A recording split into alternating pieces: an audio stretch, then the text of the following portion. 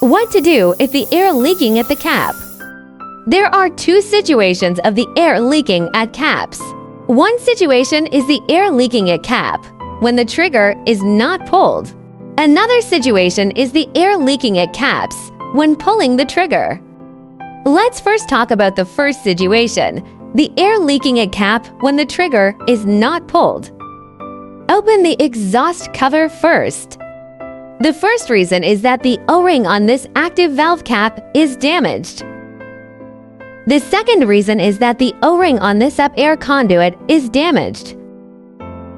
The third reason is that the O-ring of this thimble is damaged. The fourth reason is that the O-ring on this active valve is damaged. These reasons can cause air leakage at cap. If they are damaged, replace them with a new O-ring of the same specification. Brush lubricating oil on the new O-ring, the active valve, the active valve cap, the thimble,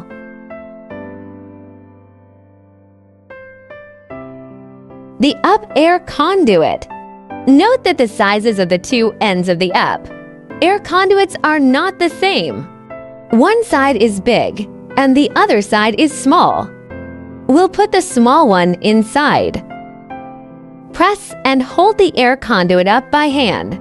Put on the exhaust cover. Then tighten the screws. Next, let's talk about the second situation, the air leaking at cap when pulling the trigger.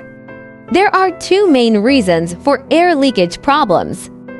One reason is that the airproof cushion here is damaged. Secondly, the O-ring on the thimble is damaged. First, open the exhaust cover. If the airproof cushion here is damaged, replace it with a new one. Use a needle to push the thimble out. Just replace it with a new O-ring of the same specification.